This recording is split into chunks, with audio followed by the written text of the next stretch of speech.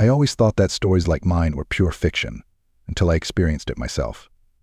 I used to think that such things only happened in movies or books, but fate had other plans for me. I married my classmate from high school, after which I crossed paths with my future mother-in-law for almost 5 years. My wife's mom, Alice, raised her alone after some problems with her father. Even after the wedding, Alice and her mom, Margaret, had little contact. Their relationship was always distant, and I think both of them were too proud to make any effort to change that. There always seemed to be an invisible wall between them that neither of them wanted to break down. I could sense the underlying tension, but I preferred not to interfere. It wasn't my place to interfere, and I knew it was best to stay out of their unresolved problems. As much as I loved Alice, I knew there were some things I couldn't fix, and this was one of them. Back in high school, I remembered how strict Margaret was with her daughter.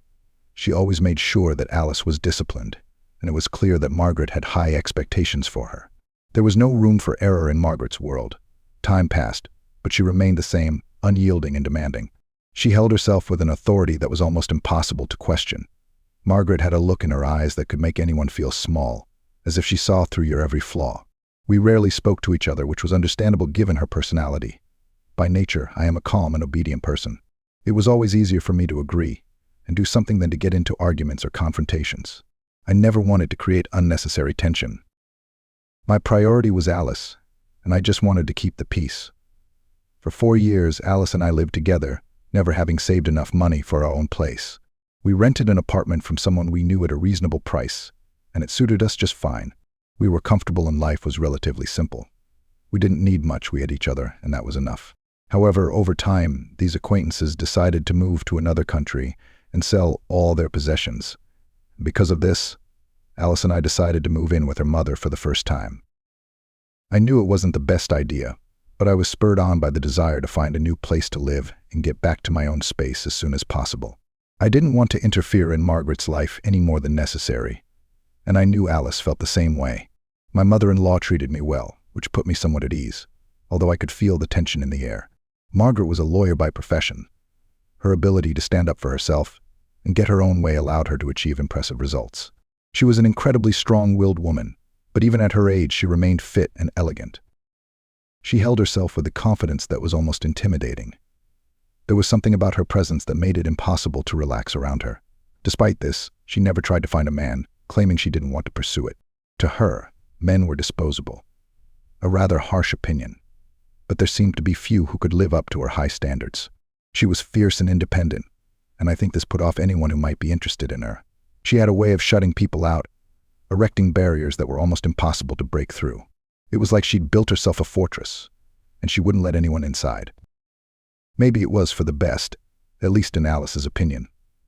Though I always thought that maybe the lack of a male comforting presence made her as tough as she was, afraid to show vulnerability or gentleness. I've often wondered what Margaret was like when she was young, before life made her so withdrawn. Was she always this way, or did something happen that caused her to put up these walls? I imagined a young Margaret, full of hopes and dreams, who had been let down by life in some way. I couldn't help but feel sympathy for her. One morning I woke up early. Alice had already left for work, and I had an unexpected day off. I was alone in the apartment, and I didn't know what to do with myself. Margaret's apartment was large, with 3 bedrooms and a spacious hall, beautifully furnished and spotlessly clean. It was obvious that Margaret took pride in her home, and she had everything in its place. She was meticulous, and the apartment had an almost clinical atmosphere. Still half asleep, I walked past the hallway, and out of the corner of my eye I spotted Margaret in the mirror. Apparently she had just woken up, too. She was dressed in a sheer nightgown, wearing headphones, oblivious to my presence. It was an unexpected sight, and it couldn't help but attract me. I wanted to leave, but curiosity took over. I froze for a moment, just watching. In that moment she looked different, almost vulnerable. It was as if I saw a side of her I didn't even know existed, a softer, more human side. For a moment she saw me in the mirror, and I felt a rush of embarrassment. Our eyes met in the reflection, and I felt as if I had been caught doing something wrong, like a schoolboy caught up in mischief. I couldn't look away. There was something in the way she looked at me, something in her eyes that I couldn't understand. Margaret seemed to have an idea, a brilliant one, she thought. There was a gleam in her eyes, and I couldn't understand what she was thinking.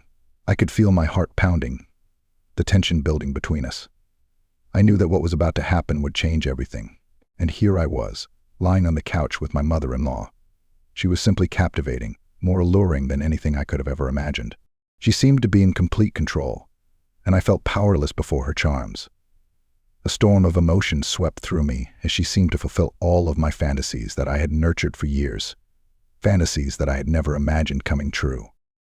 She looked at me and simply said, "Well, go ahead," with a knowing smile that sent shivers down my spine. I did as she said, without hesitation or hesitation. There was a certainty in her voice, an authority that made it impossible for me to refuse. She seemed to know exactly what she wanted, and I was caught in her web. And now I'm lying in the other room, staring at the ceiling, wondering what's going to happen next. My mind is racing, filled with conflicting emotions, excitement, guilt, confusion. I have no idea where this path will lead or how it will affect everything, but there is no turning back now. I'm caught in a situation that feels like I've stepped off the pages of a story I once thought was pure fiction, and I can't help but wonder what tomorrow will bring. Will things ever be the same again? Will I be able to look into Alice's eyes without feeling the weight of what happened? The questions keep piling up and I have no answers. The uncertainty of it all is both frightening and exhilarating. Lying here, I can hear Margaret moving around in the other room. There is a strange sense of calm in the air, as if what has happened is the most natural thing in the world. I can't help but think about the way she looked at me, how she seemed to know exactly what she wanted and how to get it. It was as if she had it all planned out and I was just a piece in her game. I feel admiration and fear towards her, admiration for her confidence and fear of the power she seemed to have over me. I wonder if she is thinking about what happened, or if it was just another moment for her that doesn't carry the same weight for me. I can't shake the feeling that this is just the beginning of something bigger, something that will change everything. The more I think about it, the more I realize that I'm drawn to her in ways I can't explain. There's something about her strength, her independence, that fascinates me. She's unlike anyone I've ever met, and I want to know more about her, to understand what makes her who she is. But at the same time, I realize that this attraction is dangerous. It's a path that could lead to the destruction of everything I hold dear. And yet I can't bring myself to regret what happened. It was the right thing to do at the time, and I can't deny that. The future is uncertain, and I have no idea what will happen next. All I know is that I'm in too deep to turn back, and whatever happens next, I'm going to have to face it head on. Margaret enters the room, her footsteps echoing in the silence, and she casts me a look that is both commanding and understanding. There is a strange connection between us, something unspoken but undeniable. She sits down next to me, and her presence is both comforting and frightening. For a while she says nothing, just stares at me, and I can feel the intensity of her gaze. Finally she breaks the silence. "You know this changes everything, don't you?" she says, her voice calm but firm. I nod, not believing I can speak. I know she's right. Nothing will ever be the same again, and that thought both scares and pleases me at the same time. She reaches out and touches my arm, her fingers lightly touching my skin, and I feel electricity build between us. "I don't know where this is going," she continues, her eyes searching mine, "but I think we both know there's no turning back." I swallow hard, realizing the gravity of her words. She's right, there's no turning back. Whatever happens, we're going to have to face it together, for better or worse. The future is a blank slate, and the possibilities are endless. Yes, there is fear, but there is also hope. Hope that maybe something good will come out of this. And when I look into Margaret's eyes, I see that same hope reflected in me. We're on a dangerous path, but I'm willing to take it no matter what it takes.